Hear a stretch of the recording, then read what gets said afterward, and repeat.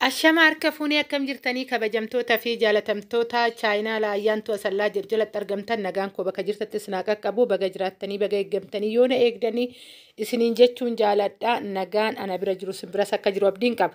Egaa akka har'a waan baay'ee ajaa'iba ta'e tokkoon qabadhee kara keessan dhufee tura. Viidiyoo tana baay'ee jaalattu. Namoonni kamuu miira isaa hin kakaasaaf jedhee tan yaada. Hawwiin qabdanillee as keessatti ni milkooftaniin jedhee tan yaada. Maaliif yeroo baay'ee namoonni ba'aa adda addaa qabnu hin jirra maatii gargaaruudhaan ijoollee barsiisuudhaan garuu meeshaalee mana keenya keessatti galfachuu hin hawwina. Isa san immoo meeshaalee wuddii nutti ta'a. Asii hoggaa deebine immoo gargaarsi maatii hin jira manni keenya hin jira waa baay'eetu jira. Egaa waan isin madaalu gatii isin madaalu qabadheen kara keessan dhufee tura. Viidiyoo kana laayik sheer gochuu hin dagatina. Piliis ani waan biraati fi miti ijoolleen humna hin qabne hoggaan jedhu gargaarsa baay'ee qaban namoota baay'ee biyyatti gargaaran warri qaban meeshaa kana yoo hojjisiifatan humna isaaniitiin wal madaala hidhee tan yaadee kara keessan qabadhee too dhufeeraa viidiyoo kana laayik sheer gochuu hin dagatina. Keessanillee ijoolleedhaaf sheer walii godha. Yoon an itti fayyadamuu baadhe namni tokko itti fayyadame homaa miti jechuudha as keessatti. Kanaafuyyuu yeroo baay'ee ka dubbadheen jira waa'ee meeshaa mana keessatti gaafa galan maal akka nama wanni jedhu irra deebi'uun barbaachisu. Amma karuma wanni tan deema keessa sheer walii godhaa bilbilli kiyya mooyyuu warroonni bilbila kiyya barbaadan hoggaa jiraattan immoo duwwaa 945826747 irraan deebi'aa duwwaa 945826747 na dubbisuu dandeessu isiniin jechuun jaaladha. Egaa ka gaafan kana isiniin jedhu imoon waasaappiin saa 24 banaadha. Garuu immoo yeroo natti mijate nama mana qabuudha nama mana bulchuudha. Isa kana wanni jechuudha gizee baay'ee akkan arge hoggaa isin keessummeessuu baadhee waan biraa isinitti fakkaatin isiniin jechuufan daa'iman barsiisaa manni hin jira gaa'illi hin jira abbaa manaa kee yeroo dhaggeeffattu qabdaa mana kee yeroo itti deemtu qabdaa hojii immoo gizeen hojii itti fiigutu jira kuni hin jira kanaafuu bilbiltanillee yoo kaasfamuu dhabame waan biraa isinitti fakkaatin nama keessummeessuu fi gaafii namaa deebisuu boqonnaan qabu. Hanga feeyyuu hoggaan dadhabe namaaf deebii nan deebisa. Egaa karaa meeshicha kanaa tan deema. Gatii isaatis isinitti nima baay'ee bareeda. Mana keessaniif baay'ee bareeda. Hatta jechuudha yoo kana hojjisiifattanii kara tokkoon hoosiniifillee gamte duukkaallee itti bituu dandeessu. Duukkaa gurguddaan hin jira. Fakkeenyaaf mana keessatti argitanii jirtan duukkaa kiyyaamma namni baay'ee hin jaalata irra taa'urra.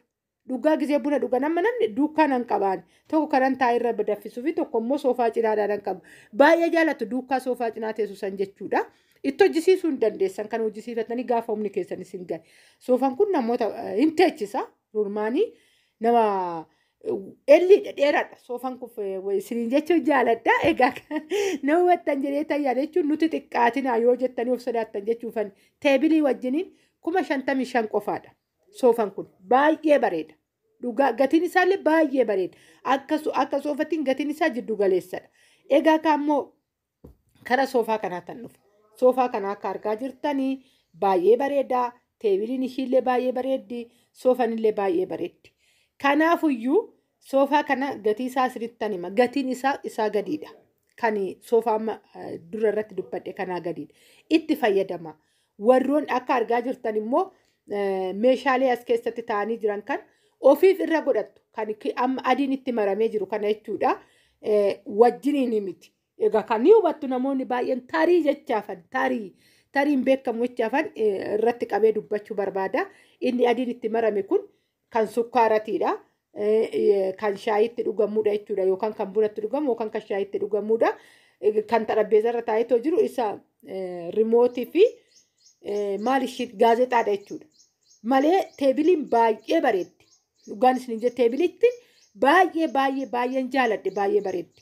Warri soofaa kanaa barbaaddan soofaan kun gatiin isaa meeqa hoonaan jettan 44,000. Baay'ee rakasaadha. Ani meeshaan rakasaa hidheen beeku. Maaliif birriin akka itti dhuftu nan beeka waan ta'eef jechuudha.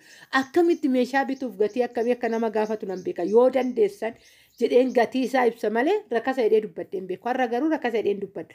Sababbiin isaa meeshaan biyya keessatti wuddii waan ta'eef isarraa ka'ee gatiin kun baay'ee rakasa hidhee tanan yaada.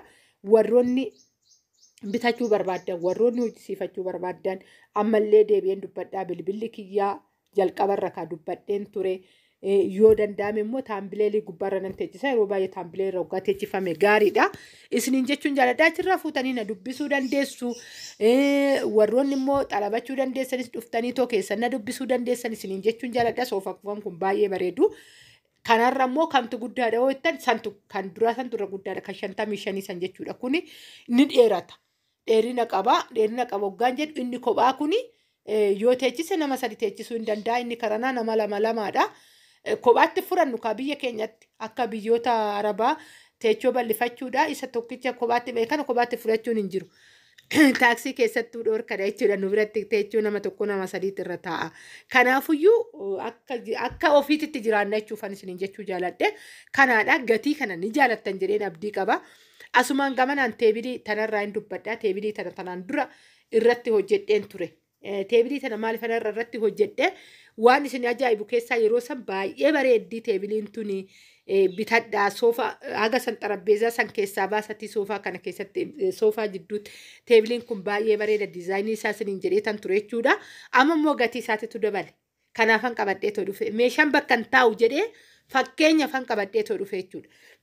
Ganna keessan irratti hojjedhee kara ji'a jaaffaa waan akkasii ta'uun oolu ergan irratti hojjedhee warroonni jalqabdanii too hordoftan yeroo sanitti gatii isaa dubbadheen ture jechuudha. Amma immoo dabalee jira. Kanaaf meeshaan bootaa hin taa'u. Meeshaan bootaan taa'u jedhee akkuma odeeffannootitti isinii kennuufan jechuudha. Wanni jaalannu yeroo baay'ee gaafa ji'a 6 booda ji'a 4 booda iskiriishuut goonee erginu meeshaa sun dachaa dabalee too taa'edhee odeeffannumaafan kanarratti qabadhee isiniin jedha kan teebilii kana nagaana.